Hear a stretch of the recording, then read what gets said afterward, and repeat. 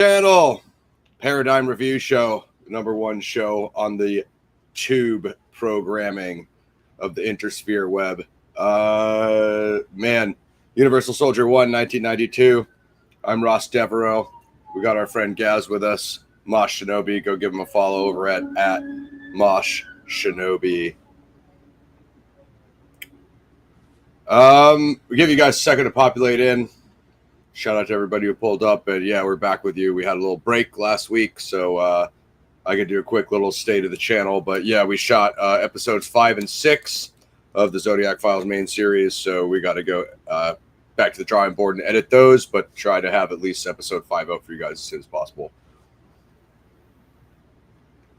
And if you want some behind the scenes, it wasn't that fun, guys. It was an 8-hour drive there, 8-hour drive back, and a 48-hour shoot in between. So, long weekend.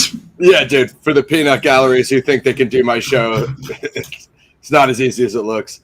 Yeah. Well, I can confirm that with the conversations I've had with Ross over the years. Like, Ross isn't calling me from a yacht in the south of France or anywhere like that, saying, Hey, look, guys, this is what you're missing. Look at me here. Yeah. It's been nothing like that. Yeah. I sent the second unit out to Vallejo to go do all the shooting for me. No, we haven't had any of those luxuries. It's 100% on site for me, lads.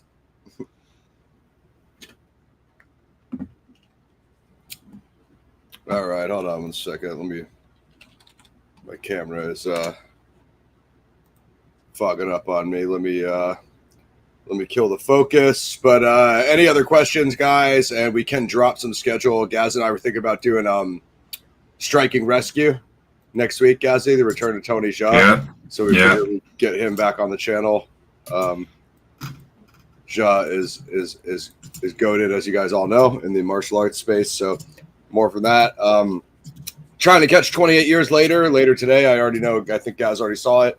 So, and then I think Nobody 2 comes out beginning of August. So Yeah. I'm stoked for that. Mm-hmm. But keep the ideas coming in the chat. Keep the recommendations coming in the comments. If you guys have something else you want us to cover, also Toxic Avenger, the remake dropping end of August. So we'll do some sort of watch party on there. Make a big deal about that for you guys. On the channel. Shout out to Troma. So without further ado, we'll just get it running. I don't know. It's kind of weird the way the signal goes, guys. Like sometimes when we start in the first couple minutes, like it pre-populates weird. And then when we're in the last 5 minutes of the show and people see the link, you guys all tend to join in the last 5 to 10 minutes. But the great news is, what up, Beckham? Anything you guys missed me and Gaz saying about this 1992 grindhouse action sci-fi epic, you could always run back on the playback, right? You guys figure out how on-demand works. So I guess we should start with a full disclosure on me and Gaz's old show. We actually interviewed the director of Universal Soldier 3 Regeneration and Universal Soldier 4 Day of Reckoning. I believe I have both Blu-rays in my collection. That was on the old channel, Planet X Records, so I'll throw the link to that in the end title. So if you guys, for whatever reason, haven't heard our interview with him, you can check that out. We kind of did the review of both movies. But yeah, shout out to John Hyams. Dude is the man. Definitely. Shout out to him. I'm all ears. Can you hear me? Yeah, the ear necklace was they really went in on the ear necklace, and that made I think 3 appearances in different. Yeah. So. I guess we can just kind of start off. So this movie is quite different than original, than usual kind of sci-fi cyborg films, because it has this Vietnam sequence at the beginning, guys. So a bit more realism in Universal Soldier than what you see in kind of other more kind of, I guess, fantastic or futuristic sci-fi movies. And dealing with a lot of themes of Vietnam, collateral damage, killing of civilians. That's basically probably the first theme you see in the movie. Yeah, and PTSD, which is explored throughout as well. Yeah. I love the whole, that kind of Black Ops military sci-fi kind of crossover concept. One of those early movies to do that. And you're right, Ross, it gives that gritty kind of realism to it, and it almost I like how both the central leads, Jean-Claude Van Damme, Dolph Lundgren, have both got the struggles that they're going through. I mean, yes, one is the good and the other one is the evil, but they are still going through their internal struggles, which 100%. is played throughout the film, and that does give it both a relatable concept and also seeing the trauma of battle, how it affects somebody. Absolutely, absolutely, yeah. They both go through the same. Oh yeah, we do have the displeasure of the Red Sonja trailer coming up at some point, guys. They both go Yeah, through, look out for that roast.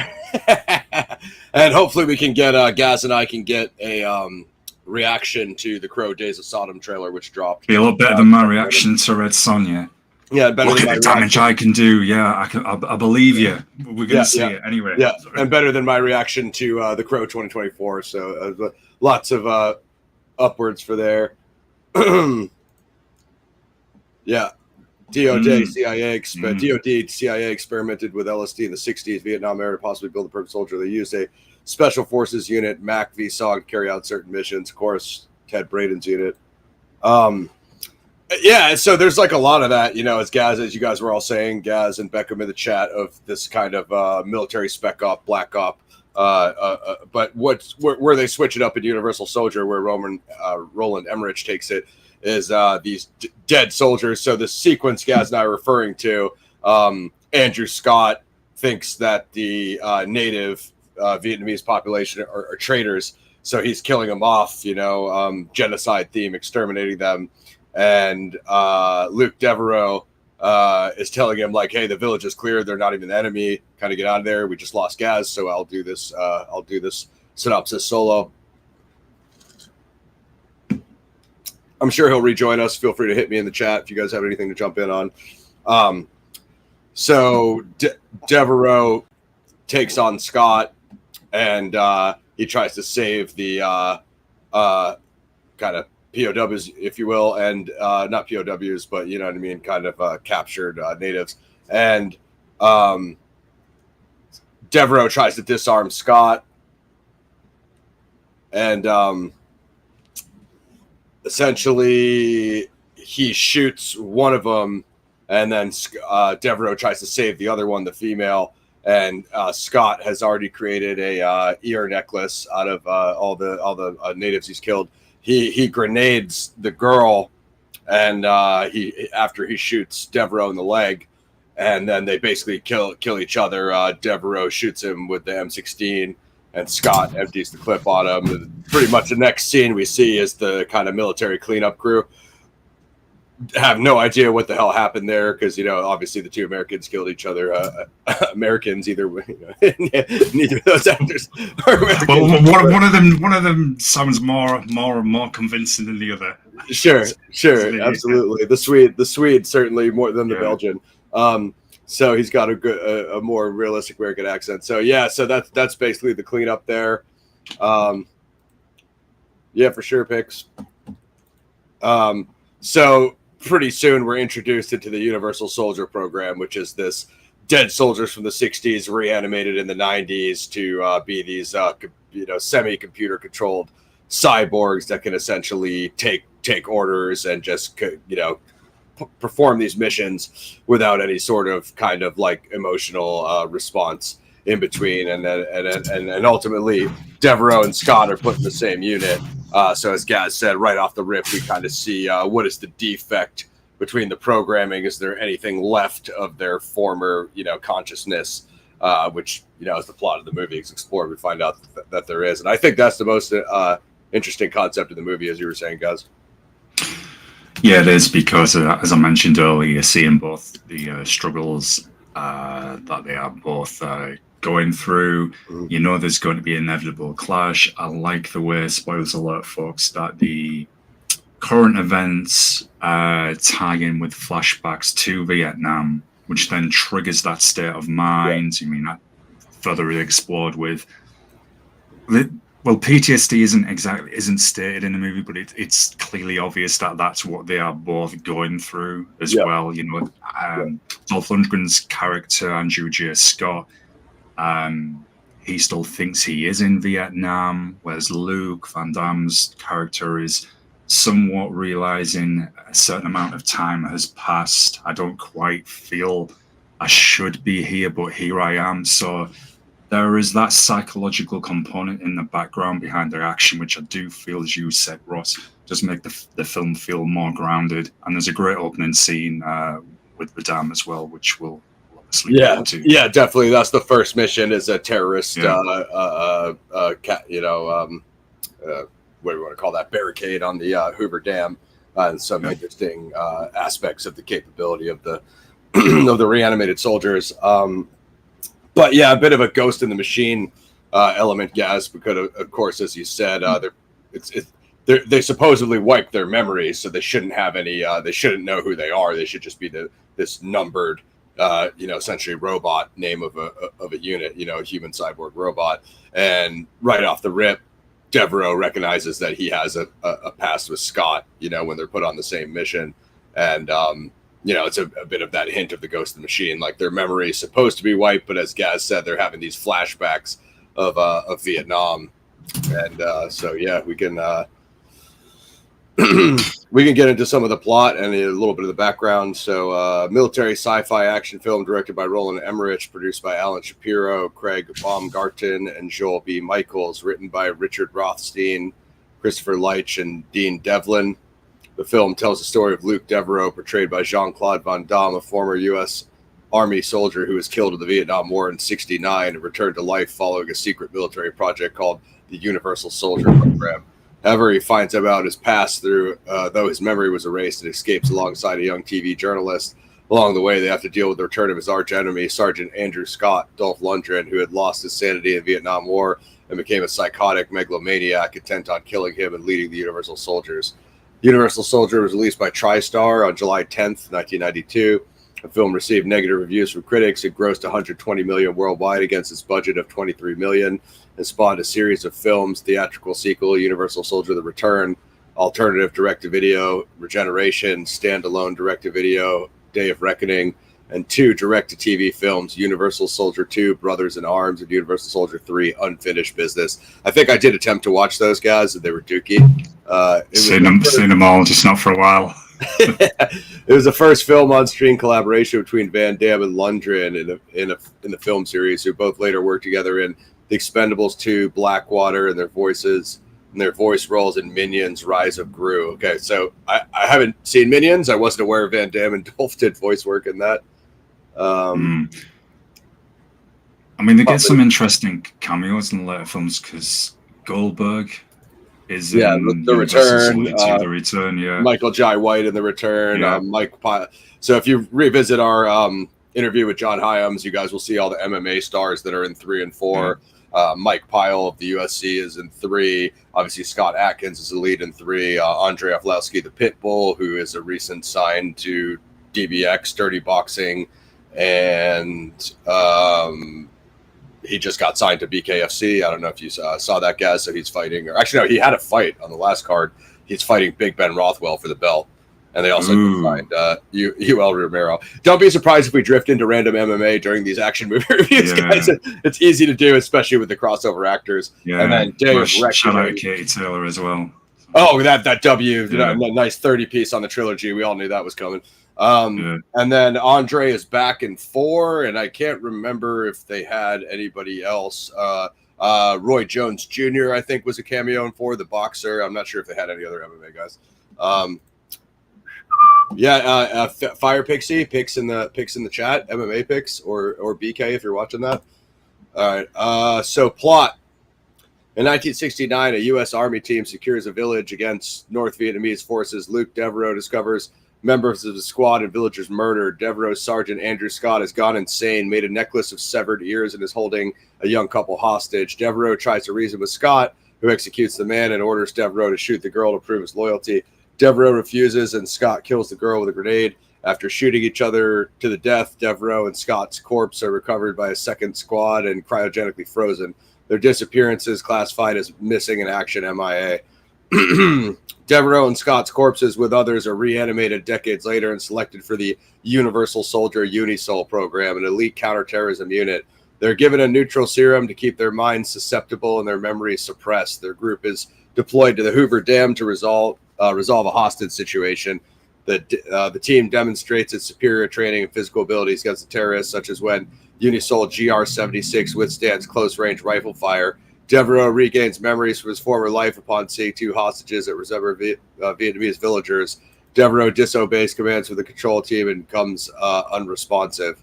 So yeah, we could unpack some of that stuff, like Gaz said. So the infamous Hoover Dam outro scene, they gave them like 10 minutes to basically encounter the enemy, and they dropped them off like 1.4 miles in the water. Gaz just like makes absolutely nothing. You'd spend like 20 minutes swimming, but like even if you had enhanced muscles, Deathstroke style, but nonetheless hilarious.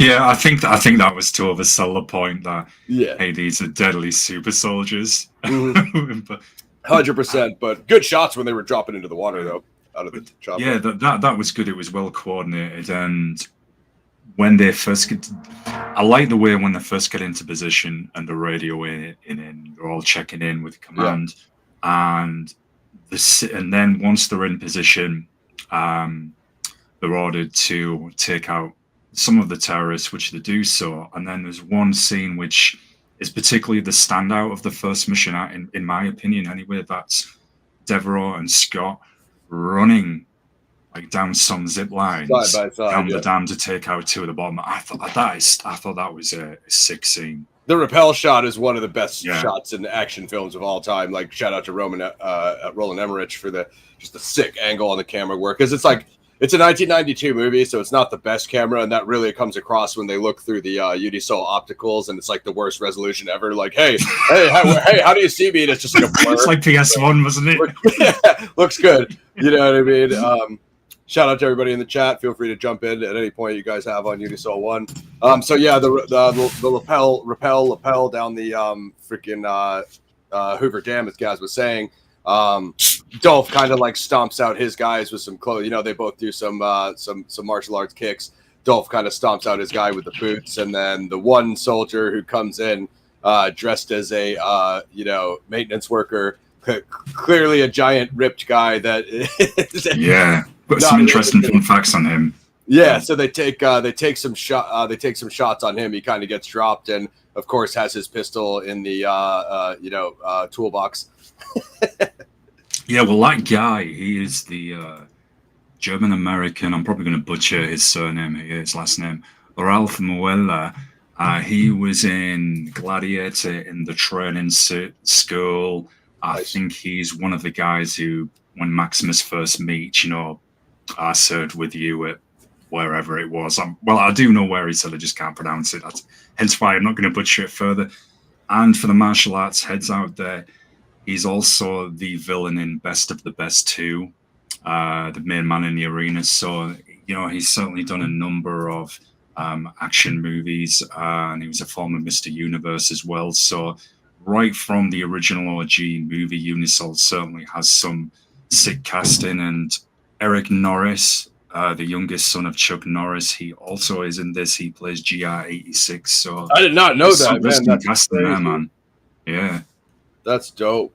Yeah, no, low key stacked. The one dude, Tiny, what's his name? Was that Tiny Lister Jr.? Yep. No, Tom Lister Jr. Tom Lister Jr. Tiny, yeah, you're right, Tiny, yeah. Yeah, he's almost dropped my phone, lads. He makes an appearance. So yeah, some pretty sick cameos as far as the action, 90s action world. So yeah, they established pretty quickly that the Unisols are far superior.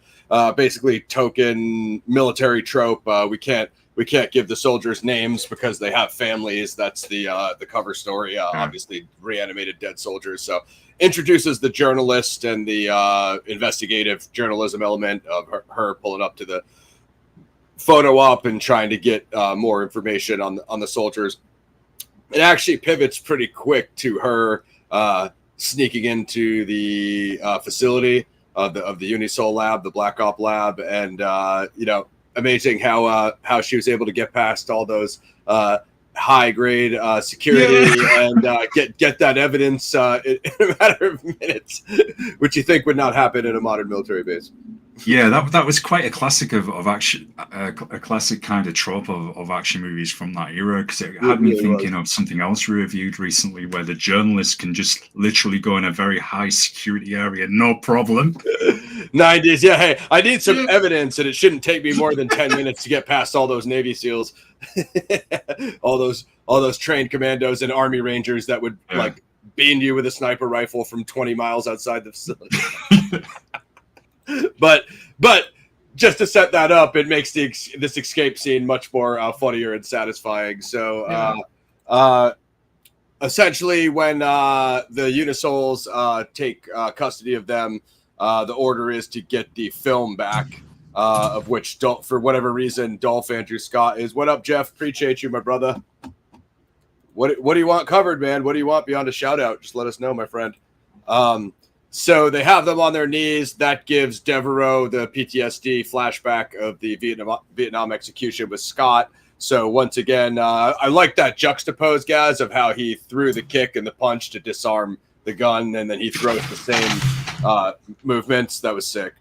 yeah. As you were saying with some of the I guess camera kind of limits they had back then. Very well done for that time considering, and yes, I love that kind of the way that just bounced off each other as well, and it was in sequence. Yeah, the matched choreography. It was really cool way to shoot the flashback. I was like the muscle.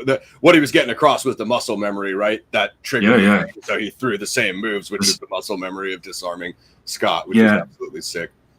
Yeah, and also I know I'm getting a little ahead here, but I do feel Van Damme's acting as Luke Devereaux when he does wake up and realize, he has that flashback. No, I'm going to wait because we're building up to this, and I'm getting ahead of myself and getting excited. No worries. So I think Luke Devereaux is one of Van Damme's best roles in his career. Obviously, Bloodsport and like all these Lion Hard and Hard Target had John Woo, so those get more kind of hype and fanfare. But like, I think Devereaux super slept on. Even the way he plays him when he comes back in Regeneration. The Return's not the best one, but like the whole Luke Devereaux story arc is absolutely sick. Oh, he's an awesome character, and I'll say it now. I'm sorry, folks. Then I'm going to go against what I just said. Spoiler alert: when Luke Devereaux does realize who Andrew Scott is, when he has kind of like that wake up call, and there's that scene that takes him back to that instance in Vietnam, as you described, where Sergeant Andrew J. Scott takes out the Vietnamese male villager, and the guy's wife is left there. Now we see a scene with female journalist, her colleague, who Andrew J. Scott takes out. But the emotion that Van Damme shows on his face, and like that shock, horror, and realization, like this is who this guy is. There's something in him that says, right, danger, I've got to protect a civilian. This is happening again. That I feel is incredibly underrated. Absolutely. I mean, and it's kind of weird because we're going to come up to some weird comedy gags up here in the restaurant when he's eating and beats the crap out of people. So there's a lot of like weird gags in the movie, like kind of comedy action gags, but like at the same time, Devereaux and Scott both put up these amazing performances as these reanimated Vietnam American soldiers. So I can see why it gets the bad reviews, because most people don't have both parts of the brain, right? Like, what are you showing me? There's this serious Vietnam theme and government overreach theme, Black Op theme, as Gaz was saying, versus these kind of comedic action tropes, and that I think that's what makes it grindhouse, right? Is grindhouse gives you both, Well, so. And that's further in the scene in the grocery store where with Dolph Andrew J. Scott, where he's having this meltdown, he's having another PTSD episode, and there's even kind of a bit of humor even interjected in that, and it's a very, very serious scene. It does making a serious point. What these guys gone through. Yeah, that was the 90s. Is you can have these kind of over the top action sequences, but the movie can still make a serious point, which I think Universal Soldier does. I think what changed it for, you can tell me if this changed it for you guys. If you remember back to our interview with John Hyams, we're probably going to be referencing it a lot, guys, because he's probably the highest level action director Gaz and I have interviewed, is when he said that Universal Soldier is a modern day retelling of Frankenstein. I had never thought of it that way because I'm so entrenched into science fiction, themes and motifs, as and mythos. but when he described it that way, that totally changed my understanding. Well, you really see it with the Scott character. Yeah, if you think about it, it's definitely it's kind of like Frankenstein crossed with the Manchurian Candidate in a way. 100%. So it's an absolutely fantastic concept, and not too that outside the box. As crazy as it sounds, you wouldn't. I mean, as I have to scroll back now. There's somebody dropped in a good fun fact at the start. Mr. Beckham, with the fact that he dropped it at the start of the review. So there were, the military are and probably still are they are always going to look at ways to improve, to create the perfect soldier. Enhance. And you've got the whole cybernetic kind of an AI side to it now coming as well. Does that not bespeak to the Universal Soldier script being way ahead of its time? Yeah. They tackled this cyborg merging man with machine theme before AI, before cybernetic technology, as Gaz said, before nanoprocessors, microchipping, nanobots. Yeah. They already had this I know it's an old theme in sci-fi, like this military sci-fi theme. There's, Second Variety and the Blade Runner stuff, the Phil K. Dickian stuff goes back to the 60s. So this theme has been around, but the way Universal Soldier nails it is like nothing else. Yeah, and they're still keeping the human element, as I mentioned, with the psychological trauma. So you've got Luke Devereaux, who you obviously feel incredibly sorry for, and then you're seeing a guy who's gone really far down the other side with his PTSD, Andrew J. Scott, who's totally gone off it completely. But you still feel a sense of pity for his character as well, because look at what's happened to this guy. These guys have been reanimated, and these guys are still flipped. You have to, because they sign up for the military, but they only sign up for that in their life, right?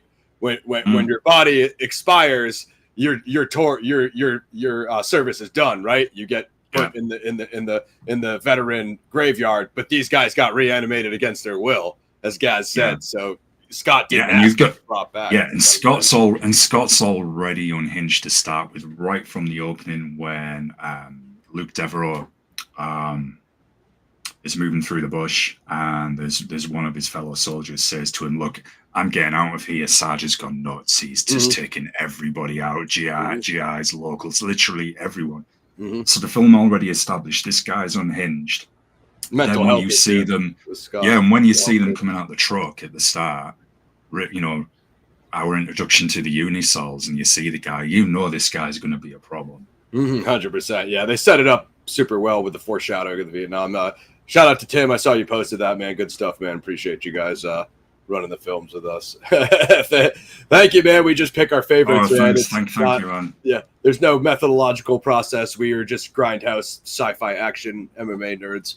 So, where do we lean off? So the Hoover Dam sequence displays some of the Unisol abilities. In the mobile command center, the Unisols are revealed to be genetically augmented soldiers with enhanced self-healing abilities and super strength, but they overheat and shut down. Because of the glitch, Woodward, one of the technicians on the project, suggests removing Devereaux from the team, but Unisol Commander Colonel Perry refuses. The TV journalist Veronica Roberts, who was fired while covering the Hoover Dam incident, tries to get a story on the Unisol project to regain her job. Roberts sneaks onto the base with a cameraman, discovering GR-76 immersed in ice, still alive despite normal fatal injuries. She discovers the regeneration ability.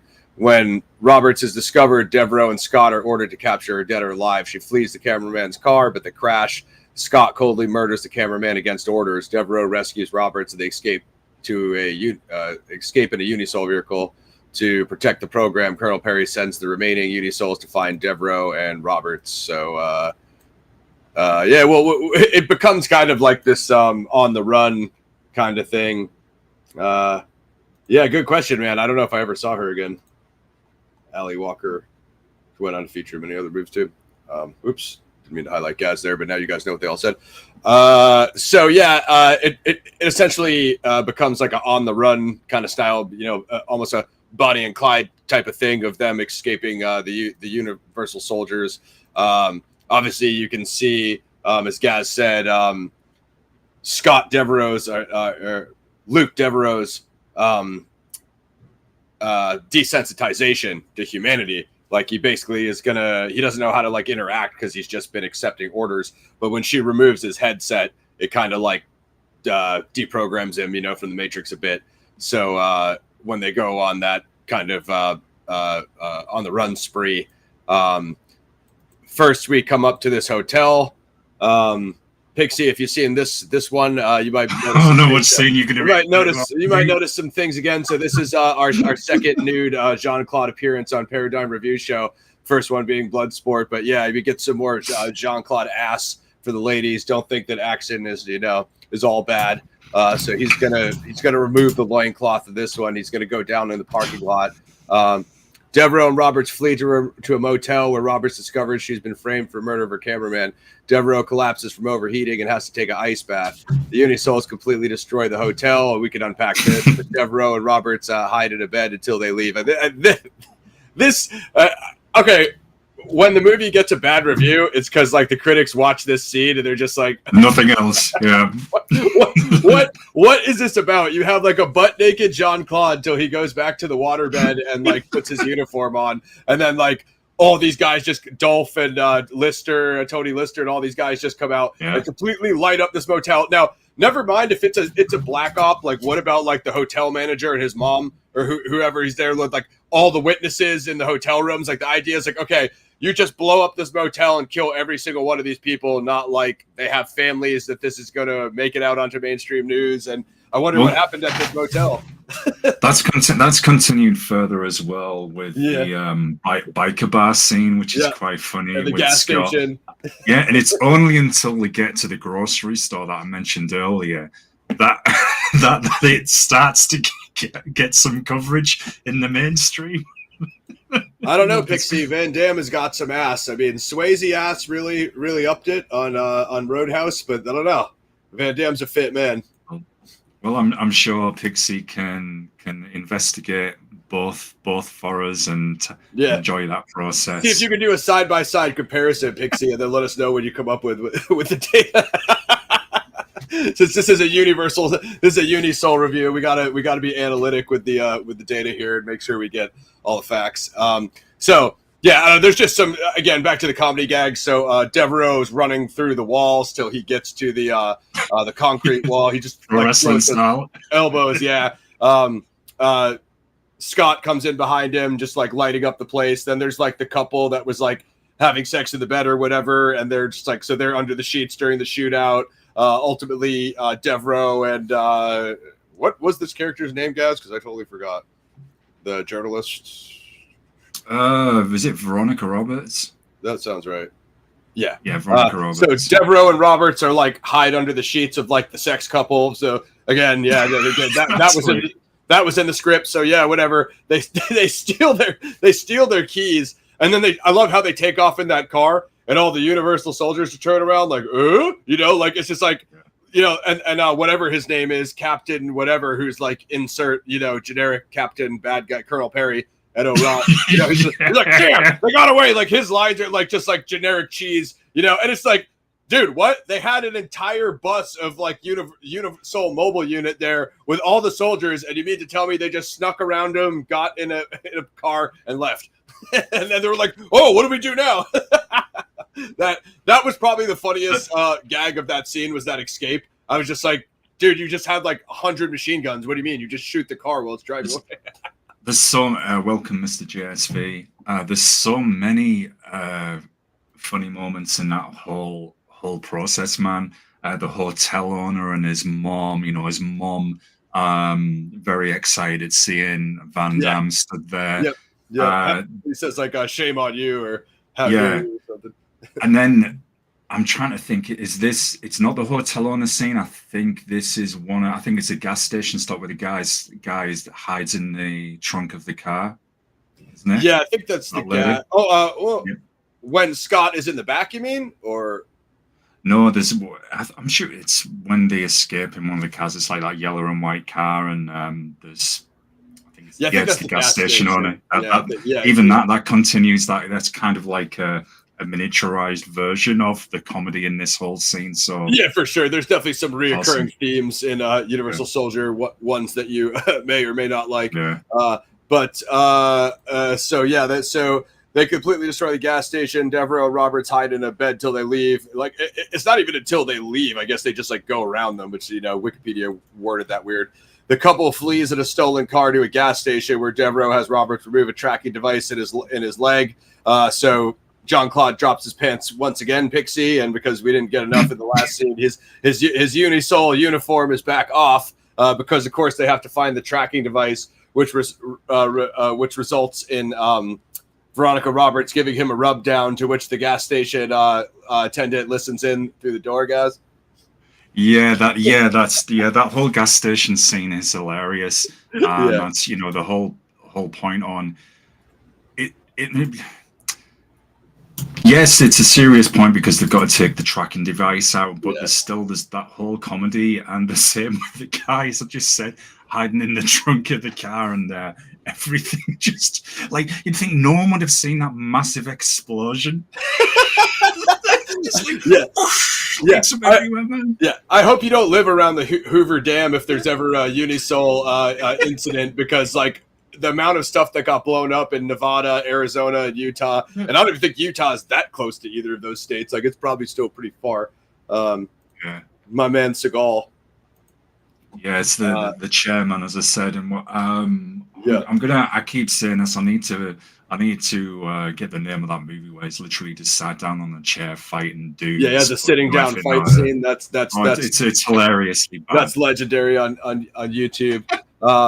Where Devereaux has Roberts remove a tracking device from his leg. They set a trap, and when the Unisols arrive, the gas station explodes. Okay, yeah, so it kind of shows that dude. So yeah, I love how like Devereaux is fine with just like destroying this guy's gas station without asking him. He pours the gasoline all over that barn building. They come in and they just start shooting, which clips the lantern, which shatters on and then lights the gas on fire, and then it goes all the way to the pumps, which blows up that guy's gas station, dude. A lot of people need some tax refunds in this movie. Yeah, and it further shows the regenerative process of the Unisols. We see that with Luke Devereaux when he's cooling down in the previous scene in the hotel with a bullet wound healing. And then we certainly see that with the burning bodies that are the burning man Unisols. Dope scenes though, great use of fire. And then I think whatever point Scott takes over, he drags them into the freezer of the grocery store. But I guess there might be that. That's after the biker scene. Okay. We'll get to that, and I can break that down. How that. Yeah. So he shoots Colonel Perry at the end of this scene, right? He takes over. Or is that after the biker scene?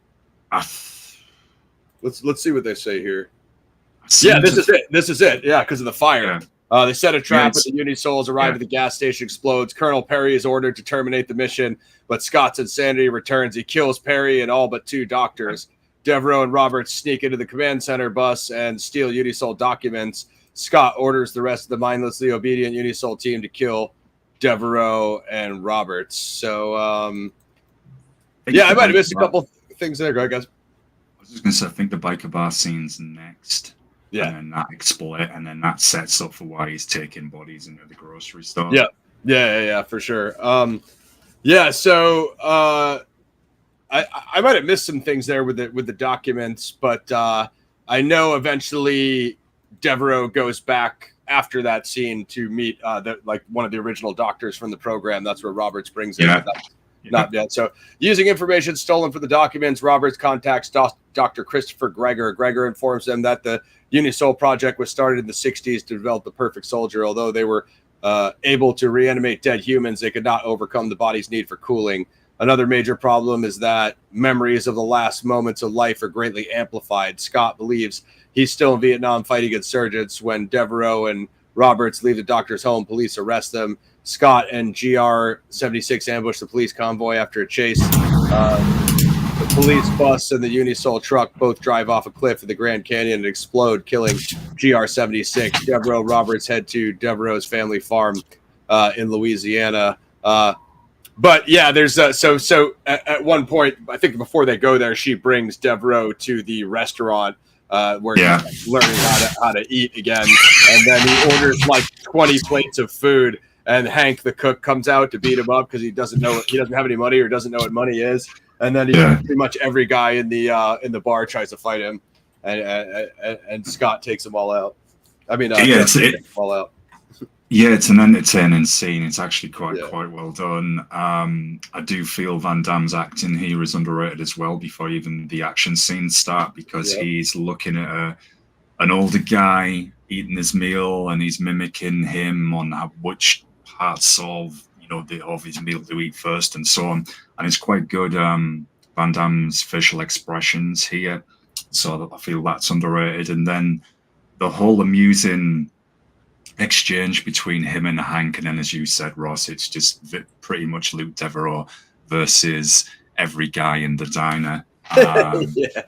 It's hilarious, very well done. And also Veronica Roberts, Ali Walker's character, when she appears a few minutes later, because she's on the phone talking to one of the media contacts, and I think there's a guy then who's kicked through the window at one point, and she just appears like looking below the window. Yeah, sticks her head everyone's looking at it. Yeah, she's like, how was lunch or something? She had some line. But Devereaux smashed a guy's head into the jukebox, which played a record during the fight, typical 90s trope. And then the tough guys coming off the pool table. So, yeah, Devereaux just absolutely murked those guys. But pretty funny stuff. So, yeah, as they go to Dr. Christopher, Devereaux has a bit of a flashback of him, of operating on him and reanimating him into a Unisoul. So that's kind of how he remembers him. And then, just from there, it's basically the big fights at the end. I didn't quite get to that last chase and the Grand Canyon explosion on the lodge. I am going to mention the biker bar scene. I know I've kind of glossed over it a few times. There's one point, I think it's not that long after the gas station, where there's the Unisoul truck, now led by Andrew J. Scott. They pull up outside a biker bar, like all the bikers, and we're like, what's this? Andrew J. Scott gets out, and they all kind of start taking some, jabs at him. And that kick he does, well, it was like a hook kick that takes out three guys, more or less. Oh, I forgot that Scott. He did. The guys are talking crap too. He kicks three guys in the face in a row. He literally just like, it was like a demonstration kick where he's just like, so like this one out, this one out, and this one out. And then there's that scene where he's got a guy literally holding the guy upside down, asking to grip, and there's like already some other guys on the floor. That was hilarious because there's a guy comments on his and the dude who then asks later, like, oh, have you seen people matching his description? He's the one who comments on his necklace made out of the earrings. So exactly. I got one made of noses. Yeah, exactly. Classic scene. So this sets up the grocery scene where Andrew J. Scott does take the bodies, because whilst this is happening outside the biker bar, one of the scientists goes up to Ralph Moeller's character, who is GR76, and says, right, you will obey the orders of, Sergeant Scott without question, kind of thing. He's like, yeah, okay, hold this grenade. And release it in 30 seconds, but of course he doesn't let go of his hand either. And then of course that takes out the chairs that they were signed, to regenerate from injections to cool down. So that's why I had to take those bodies to the grocery store later, which I do feel, as I said earlier, is an overlooked scene, because it's hilarious how it starts. Andrew J. Scott is dragging some of the GIs through the store.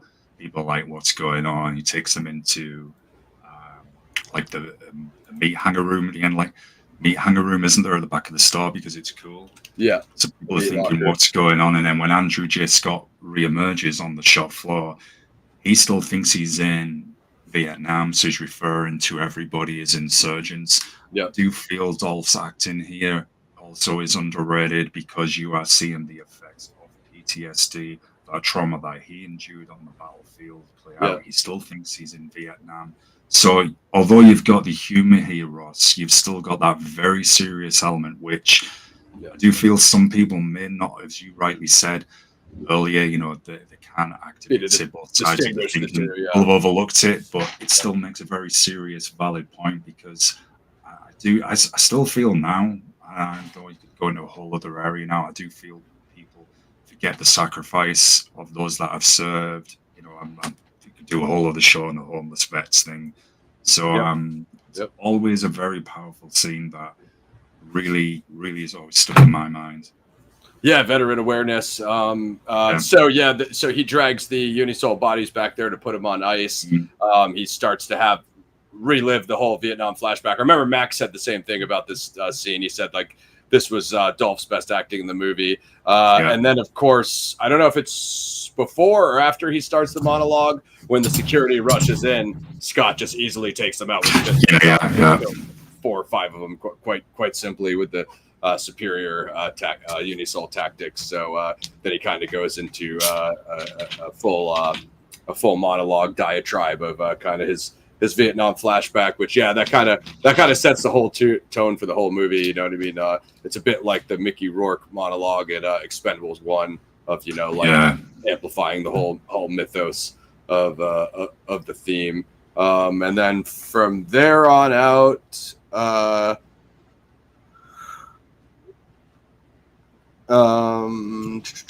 it's basically the chase. The chase from there, where the Unisols ambush the cops and the crash into the Grand Canyon, and then they eventually take it down to Devereaux's farm in Louisiana.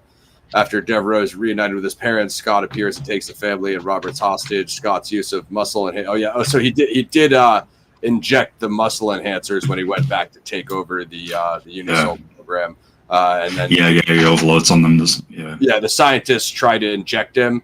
But he injects Garth, which kills him, and then it just leaves that other one scientist, leaving pretty much that one guy that got grenaded that you were talking about. And a few people try to pull guns on him too when he goes back, and he shoots them both. So he pretty much, anyone that opposes, Scott pretty much takes over the program and eliminates them. Scott's use of muscle enhancers enables him to mercilessly beat Devereaux. Roberts escapes only to be seemingly killed by a grenade thrown by Scott. Devereaux grabs the muscle enhancer Scott used and injects himself. Now evenly matched, Devereaux impales Scott on the spikes of a hay harvester and activates it, shredding Scott to pieces. Roberts, who survived the explosion, embraces Devereaux, then tells her that Scott is around. One of the best ending fight sequences and execution scenes in action history by far. I think it's not the best pacing because you do lose a lot of speed with the restaurant and some of the downtime in between of them being on the run, but I feel like it delivers that payoff, Gaz, with the Unisols ambushing the cops and then the explosion in the Grand Canyon and that final fight between Devereaux and Scott, because as you said, from the first moment, it's kind of setting up that from the Vietnam flashback. It's setting up that conflict between the two of them. And going. Yeah, totally. That's carried out with Scott's commentary during the fight inside the barn and outside. You're going to face a court martial as well. So, like, Devereaux tries to reason them, saying, the war is over. It's over. We're here now. It's a different time, but Scott still believes he is in Vietnam. He's either got people. Insurgents all around him, people who aren't obeying orders. I mean, the guy had flipped back in Nam anyway. So that's still carried right from the start, as I said earlier, to the final act of the film. Is still the central core point, that conflict between Devereaux and Scott, and it does make for a good face-off. 100%. Even the way. You were mentioning, Ross, earlier with the limits with the cameras at the time. I do feel that the rain, the way the water comes down when the fight does move outside the barn, that for the time as well was quite well done to 100%. The lighting as well. 100%. The transition, of course, when we discussed this with John Hyams, his father was DP on Universal Soldier 3 Regeneration. He's obviously the legendary director of Time Cop, I think, End of Days, and what else did Peter Hyams do? A few legendary 90s, John Claude action movies. So we kind of had this conversation, and then of course the rain, as Gaz said, that's if you want to go back to when we talked weather elements with Kurosawa and the samurai films. the rain is from the Vietnam sequence, so it's the foreshadowing of when they expired each other in the original fight to once again a throwback to another encounter. Once again pitted against each other in another fight to the death, and Devereaux kind of understanding that Scott has gone off the reservation and he has to terminate him now. There's going to be no coming back. But definitely a lot of epic themes explored. Look, we could talk maybe a little bit of this other bonus stuff: marketing, alternative energy, ending, box office, and it looks like there's some comics now. Comics published a 3-part comic series based on the movie, running from September to November '92. The adaptation was written by Clint McElroy. Video game: during conversion of the video game Turrican 2 to Genesis, the publisher Accolade decided to cash in on the hype surrounding the film, rebrand the game as a tie-in. The spaceship levels from the original were replaced with platforming levels set in a jungle, and the player's sprite and some enemies were changed to look more human. The resulting product received mostly negative reviews compared to the critically acclaimed home computer release. A version of the game for the Game Boy was also released, while Nintendo port was developed but never released. Of course, the sequels, the reboot, was in development, and Richard Wank was set to write the film as October 2018, which will focus on one resurrected soldier. That never came to fruition, and the television series that we mentioned. But feel free to jump in with anything you guys got in the chat.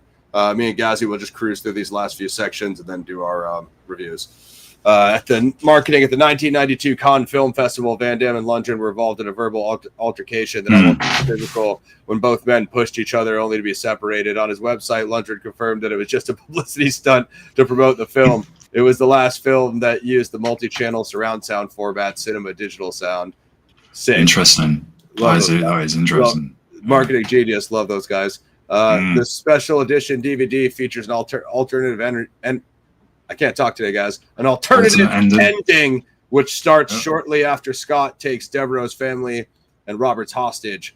As Devereaux grabs a shotgun in the kitchen, the front door opens and he sees his mother at the front door before Scott shoots her to death. In the final fight between Devereaux and Scott, Devereaux does not use Scott's muscle enhancers. Shortly after grinding Scott to death, Devereaux is shot by his father before Dr. Christopher Gregor and his men appear.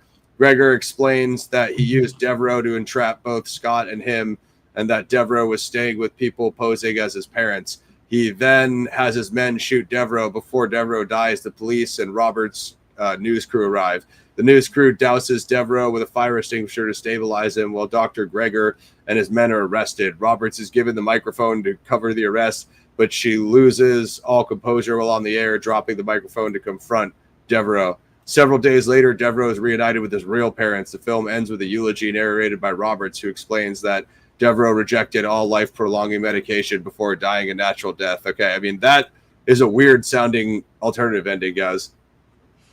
Yeah, it's a darker one as well. Thank you, Pixie. Very dark. Thank you, Pixie. I like the news exposure element, but it just sounds a little bit too convoluted. And then also, like, the whole thing of him dying of natural without the prolonging enhancements, that's cool, but you know that there's 4 movies after this, so yeah, and it was nice to see Devereaux get some sense of peace at the end of this film, from given everything that he's been through since Nam and then awakening in another time. Red pilling. So I kind of do like that. I mean, obviously, we get the sequels, but looking at just this one. Yeah, I might rewatch that just because I don't think I have the DVD copy of this. Let me see what I can find, and I can show you guys a hard copy. Maybe if you guys want us to do Regeneration or Day of Reckoning, just weigh in. I'm down for them all. We go through them all if you want. Even Universal Soldiers from 2007. Well, okay, don't get out of control, guys. Now we gotta really end it. If we don't keep Gaz grounded, he'll go deep into the gas station bin, and you know. We don't want him to get too far. You don't want that. Yes, no, we can't reach him. Probably still better than Red Sonja, though, dude. Well, yeah, I mean, come on now. We gotta have a limit somewhere. Of course, don't say the R word. Okay. So what was that? That was Alternative Energy. Reception. Unisol opened July 92, grossed over 10 mil from almost 2K theaters with $5,000 per screen average. It opened and peaked at number 2 behind A League of Their Own second weekend, grossing 37 mil in the US and Canada, 83 mil internationally, 45 via TriStar, for a worldwide gross of 120 million. I mean, not bad for a $23 million movie, especially with the content and plot of this. Mainstream critics dismissed it as a Terminator 2 clone or as a typical mindless action film. On the review aggregator website, Rotten Tomatoes, 34% of 35 critics are positive, with an average rating of 4.5 out of 10. The website's consensus reads, Universal Soldier unites a pair of veteran action stars behind a potentially intriguing premise, but on this battlefield, entertainment value is largely AWOL. That's a funny review. Weighted average assigned the film a 35 out of 100. That's harsh, based on 15 critics indicating generally unfavorable reviews. Audience polled by CinemaScore gave it an average grade of a B on an A+ to F scale. Okay. Retrospective review, Drew Taylor from IndieWire said, this movie rules. The introduction of the Emmerich Devlin double team, this high concept, moderately budgeted sci-fi action movie, is a booyah base of cliches that somehow manages to be charming, funny, and often positively thrilling B-grade treat. Yeah, I mean, I would rate it a little bit higher. It's more of an A for me, Gaz, but I see where he's coming from. Yeah, the same.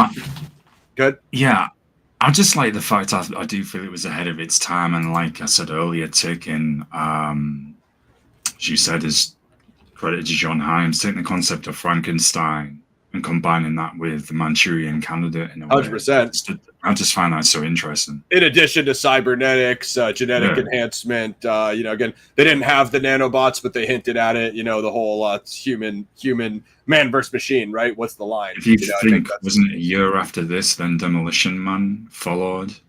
With again people working in another time who were so that concept was taken. Yeah, frozen for the future. Yeah. Even Prometheus plays around with that cryogenic freezing. If you guys want us to do Demolition Man, weigh in. So I think there's Demoshition Man, Gaz. Is that the P make of Demolition Man? Yeah, that's due, isn't there? Soon, I'm sure we'll be so excited for seeing that trailer. Just like we won't talk about Budding Man while we're here, but I'll try to get to Death when me and Gaz go off air. There's some. Yeah, there we go. Exactly. Transhumanism. You nailed it, Pixie. Good work. So the reboot was in flex, but ass. Of course, the sequels, I mean, we kind of covered those a little bit. But yeah, if you guys want us to do 3 or 4, we're down. Or if you want Gaz to go really deep, just weigh in. Subscribe over at Mosh Shinobi. I think it's about an hour. Gaz is probably melting over there, guys. So we can go over to our ratings. Mine's going to be high because I'm a Unisoul 1 fanboy. I'm all you. So you guys can watch this free on Tubi. That's where I watched it. And it has a 6.1 out of 10 on IMDb, almost 99.5K reviews. But this is a PXF classic. Oh, yeah, you know what? I don't think I've seen the whole thing, Pixie. I know RZA's in it. RZA cameos, right? I think Forrest Whitaker, Jude Law. Have you seen it, guys? I haven't. I don't think I've seen the whole movie. Yeah, not for some time. Not for some time. Not thinking I've only seen it once, I think. Yeah, if the music's fresh, I'm with that. So you guys know me. I'm a bit of a Unisoul fanboy. There's a PXF classic. This shouldn't be any 10 out of 10 for me. This is a legendary. You can't beat Jean-Claude and Dolph, 2 of my favorites. Sick cameos. Even like some of these villains, like Colonel Perry was sick as. He was. I think he's Edo Ross. He was dope. Jerry Orbach, that's Dr. Christopher Gregor. Leon Rippey, he was Woodward. I mean, he was in everything in the 90s, right? Ralph Moeller, as Gaz said. Stacked cameos, really stacked. Eric Tom Norris, stacked. Eric Norris, I didn't. Gaz put me onto him. I didn't even know that. This is more stacked than I thought. And of course, if you want to see like a more like up your alley, Pixie, like MMA style sequel, Regeneration with Mike Pyle and Andrei Oflowski, the Pitbull, and that's decent.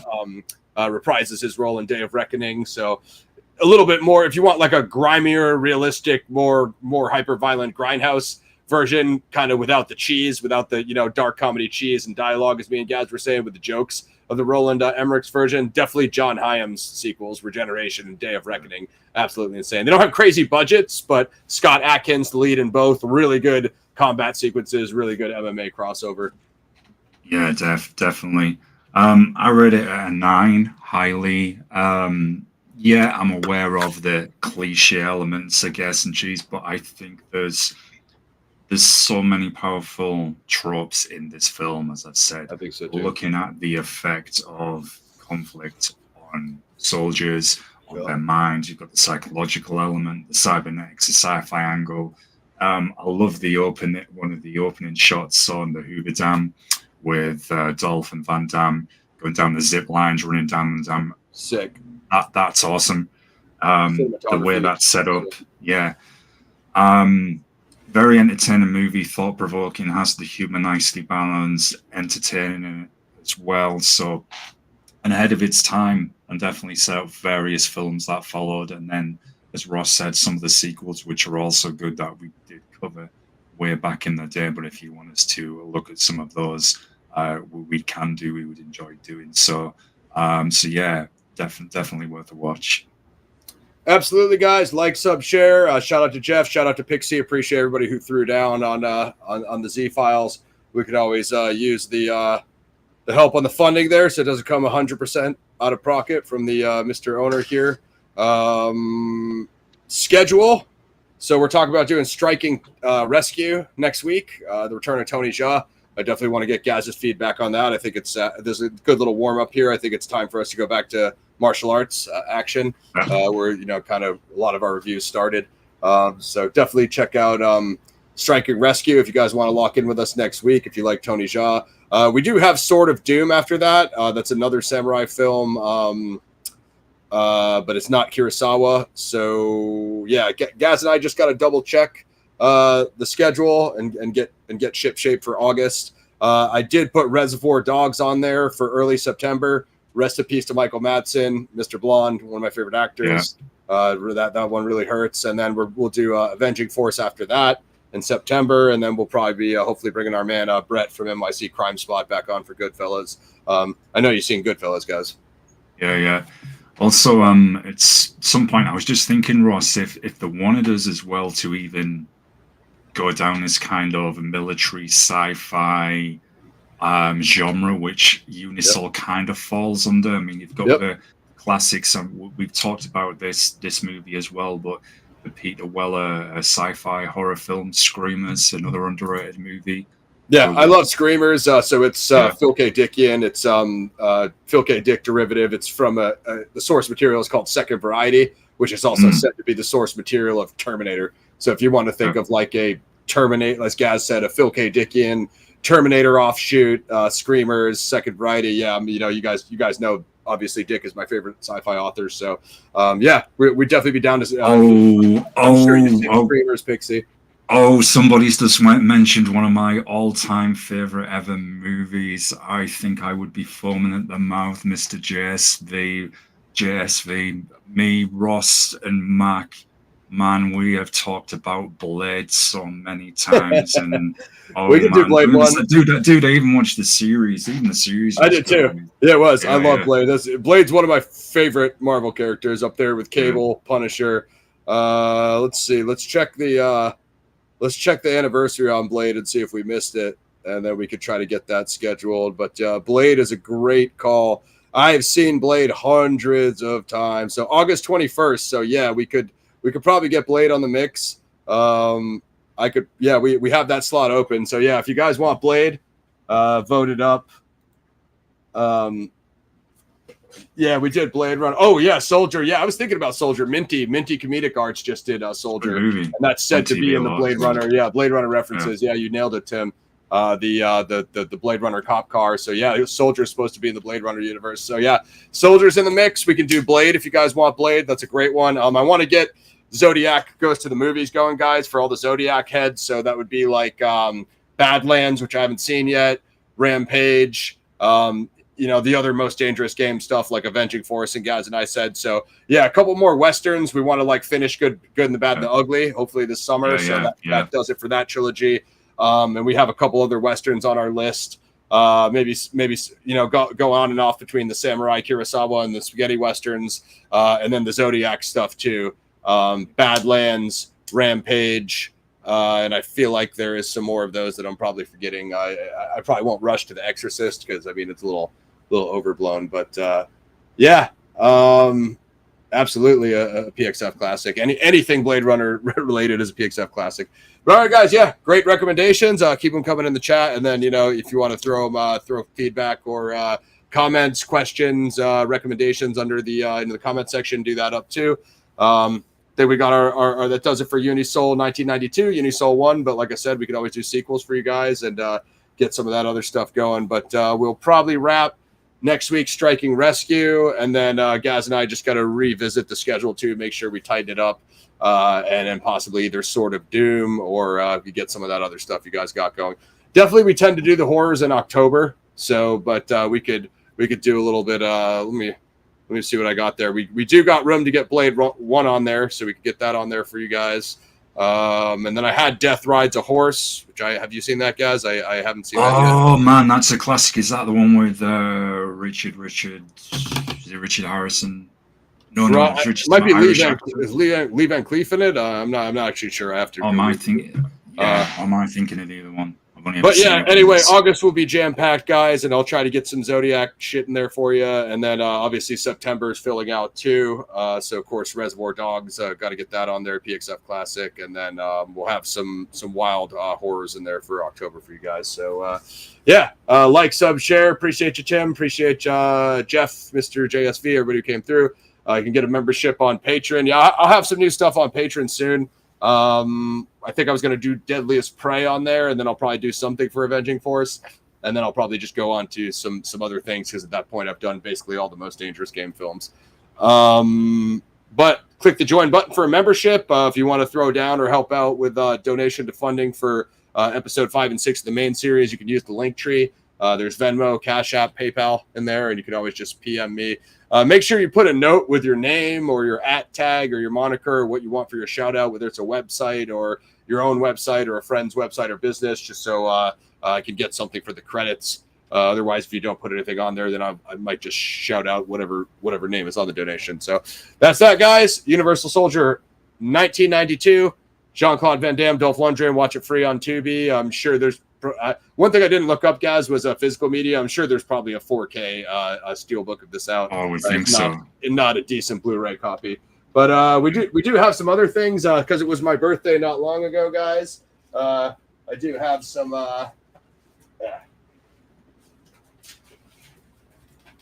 Bear with us. We do have some PXF classics that could make appearances down the line. The Highlander 4K. Me and Gazzy haven't done Highlander 1 yet, so that's got to, let's check the anniversary on that. Then this is the Terminator 2 Judgment Day steelbook. So nice. Both of those are PXF classic musts. Yeah. So we'll see about getting those on the schedule as well, guys. But shout out to everybody who came through. Appreciate you guys. Have a good weekend, and we'll be back next week with Striking Rescue, the return of Tony Jaa. Anything else from Gazzy? Sub over at Mosh Shinobi? Just thanks to everybody as always, and we'll see you next weekend. Just keep the suggestions and comments coming if there's anything you want us to look at as well. And yeah, have a good one, everyone. Yeah, I like Blade. I like Soldier, so we'll try to get those scheduled for you guys. Like I said, we'll get the horrors going in October. Maybe Lauren Lepre will make his return on the channel once again. So like, sub, share, click join for membership, and of course you can join on Patreon or join free with Gmail. We are out. Universal Soldier.